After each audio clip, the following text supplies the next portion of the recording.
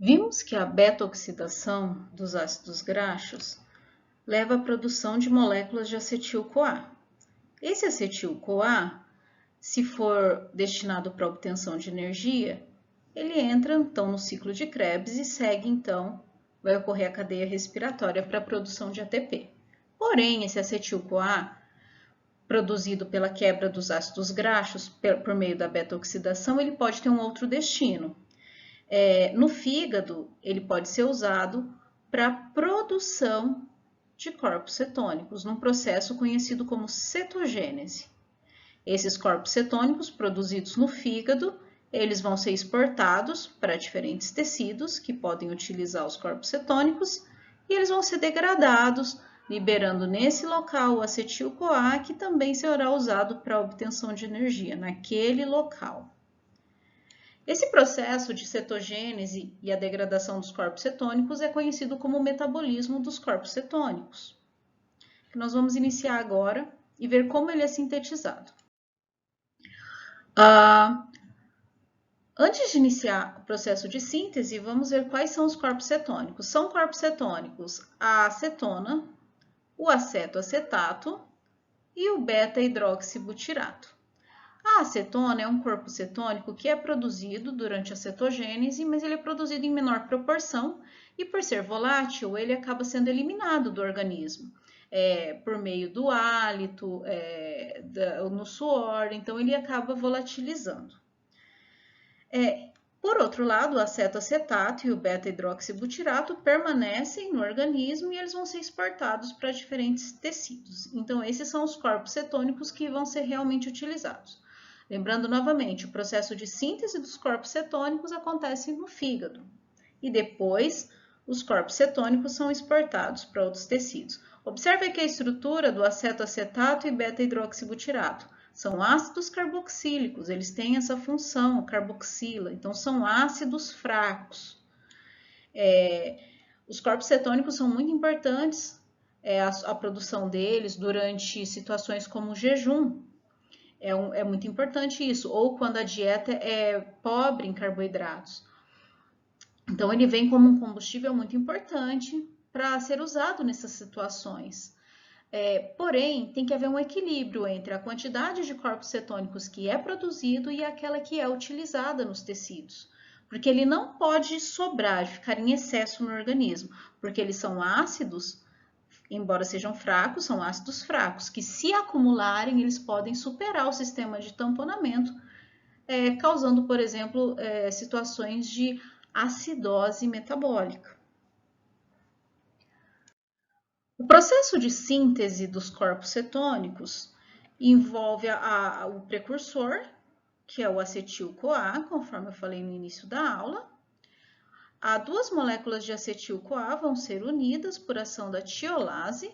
Então, a tiolase quebra nesse ponto aqui, esse acetil-CoA, remove um hidrogênio aqui nesse carbono e faz a ligação com esse carbono aqui, desse acetil-CoA aqui em rosa, desse acetil em rosa, formando agora um intermediário, que é o aceto-acetil-CoA.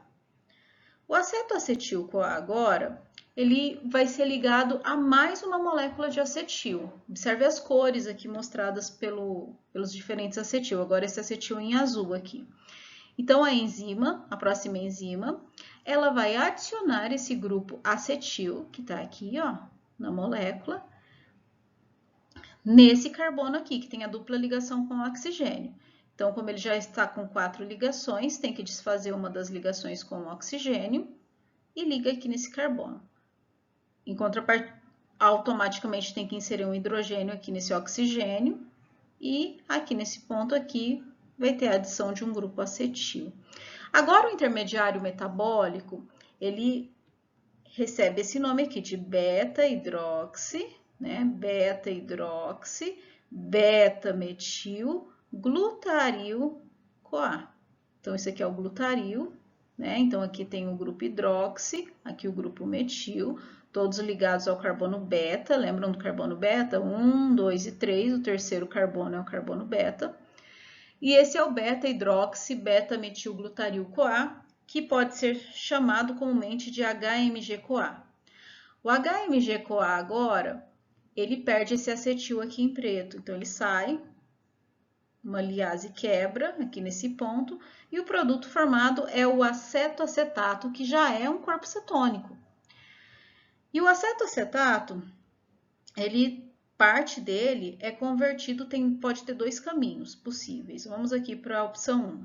Na opção 1, uma desidrogenase, ela vai catalisar a adição de hidrogênios no acetoacetato, aqui nesse carbono. Então, adiciona aqui um hidrogênio e aqui outro hidrogênio, formando um outro corpo cetônico, que é o beta-hidroxibutirato. Esses hidrogênios, né, no caso os elétrons, eles vão vir do NAD, do NADH. E a outra opção é que o acetoacetato ele seja simplesmente descarboxilado e forme a acetona. Essa opção aqui que ocorre em menor proporção e acaba produzindo menos acetona. Esses corpos cetônicos, eles são produzidos num organismo normal em situações de jejum ou dietas que têm uma privação de carboidratos, né, com uma proporção menor de carboidratos. E também em estados patológicos, como diabetes mellitus, no caso não tratado, se não for tratado. Inclusive, no diabetes mellitus é muito comum, né, se ele não tiver tratado, uma superprodução de corpos cetônicos e até o próprio jejum. Mas o grande problema está no equilíbrio, na quantidade de corpos cetônicos que é produzido e a quantidade que é utilizado pelo organismo. Então, aqui nessa imagem, nós temos o seguinte, olha lá, está mostrando a situação aqui no caso do jejum ou do diabetes. Então, tem a mobilização dos ácidos graxos que chegam aqui no hepatócito. Eles sofrem a beta-oxidação, liberando acetil-CoA. Esse acetil-CoA, ele pode ser usado para a produção de energia e uma boa parte também é destinado para a produção de corpos cetônicos. Esses corpos cetônicos, eles são exportados para outros tecidos que podem ser utilizados, principalmente o coração, músculo esquelético, até o cérebro pode utilizar. Isso é muito importante, porque no jejum, embora haja mobilização do triacilglicerol e liberação de ácidos graxos, os ácidos graxos, eles não têm acesso ao cérebro devido à barreira hematoencefálica. Então, ele não recebe ácidos graxos durante o jejum. Porém, os corpos cetônicos, que são produzidos no fígado, eles podem ser exportados para lá e podem ser usados lá para obtenção de energia. No caso do diabetes mellitus, tendo em vista a necessidade de produção de glicose pelo organismo, a ativação do processo de gliconeogênese, supondo um diabetes mellitus não tratado, o oxalacetato ele acaba sendo retirado do ciclo de Krebs para a síntese de glicose por gliconeogênese, que é também algo que acontece também no jejum e também no diabetes mellitus se não tiver tratado. Essa retirada de oxalacetato, ela facilita com que o acetil-CoA seja destinado aqui para esse caminho de formação de corpos cetônicos. E é aí que vem o desequilíbrio, onde pode ter tanto acetil-CoA e tanta formação de corpos cetônicos que ele pode acabar, a produção de corpos cetônicos, ela pode acabar superando a necessidade real do organismo. E aí vem o desequilíbrio. E como eu falei no início da aula, acetoacetato e beta-hidroxibutirato são ácidos, embora sejam fracos, se eles acumularem no sangue, eles podem promover aquela alteração, desfazer o efeito tampão e superar o efeito tampão que tem no sangue, e aí tem um quadro de acidose metabólica. Então, tem esse problema aí, os corpos cetônicos são muito importantes, porém, eles têm que ser produzidos e utilizados numa mesma proporção, para não ocorrer esses quadros de acidose metabólica, que é conhecido no caso como cetoacidose metabólica, quando causada pelo aumento de corpos cetônicos.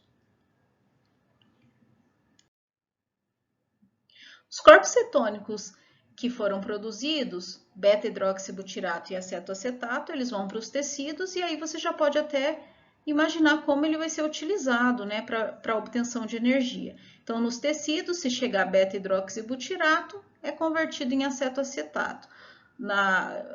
A mesma enzima que catalisa a síntese do beta-hidroxibutirato, ela converte ele em acetoacetato no local que recebeu esses corpos cetônicos. Ou o tecido pode receber o próprio acetoacetato, iniciada aqui a degradação do corpo cetônico. O acetoacetato, então, ele vai receber uma coenzima A, vai ser ligado aqui na coenzima A, que é doado pelo succinil-CoA, formando o acetoacetil-CoA. Agora, uma tiolase, ela vem e ela quebra nesse ponto, liberando aqui, como vocês já sabem, acetil-CoA. E a tiolase ela faz a quebra na presença de coenzima A. Então, quando ela quebra aqui nesse ponto, ela adiciona aqui também, nesse restante da estrutura, a coenzima A. Então, quando ela quebra aqui, ela libera esse acetil-CoA aqui e também produz um outro acetil-CoA. Então, produz 2 acetis-CoAs a partir de cada corpo cetônico. E esses acetis-CoAs vão entrar no ciclo de Krebs para geração de energia naquele tecido que recebeu o corpo cetônico.